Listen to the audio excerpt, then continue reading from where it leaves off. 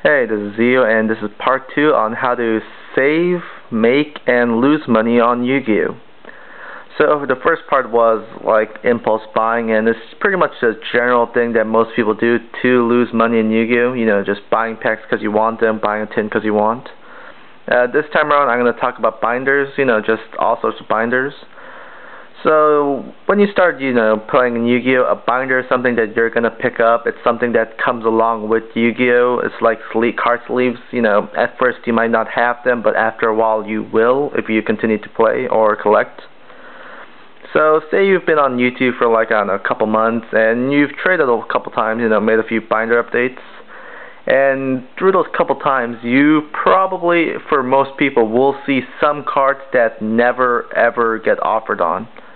And they're sort of like, the old retro cards or the newer, like, not really used cards, like in specific decks only that aren't that good yet.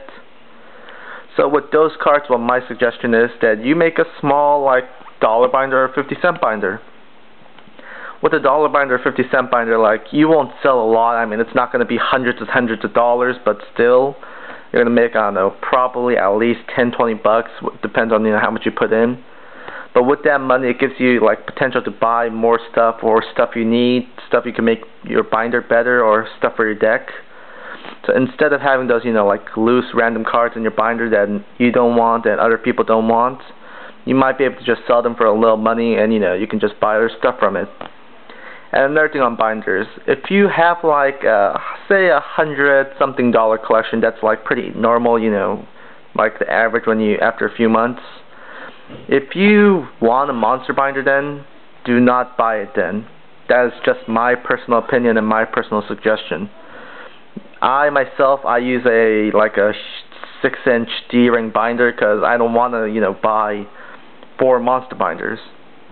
Monster binder, it is actually pretty good. It's decent, but when your collection is only worth about 100 or maybe 150 inwards, and your binder is worth $25 to $30, with shipping and maybe tax, it's just not really a good investment at the start of your collecting or trading, whatever. So maybe after a couple more months, after a while, because that money could be used to be spent on better things. After a while, a monster binder, sure, it's good, it's decent, it's sturdy, but at the start, you don't really need one right off the bat unless you have a good collection at the start. Then you can understand that, but if your binder's cheap, if your collection's cheap, you don't really need one. And I'm just going to say one more thing for this episode, or this part, and that's, the simplest way to put it is, there's like a card and every person wants some specific card. Like, an example is a Secret Dark Magician Girl. Dark Magician Girl is like one of those cards that, it's the original, one of the few original cards that most Yu-Gi-Oh players wanted or want still. It's like, it's like the Blue Eyes collectors to the Dark Magician collectors, all sorts of collectors. And Dark Magician Girl, there's a whole bunch of people that collect them.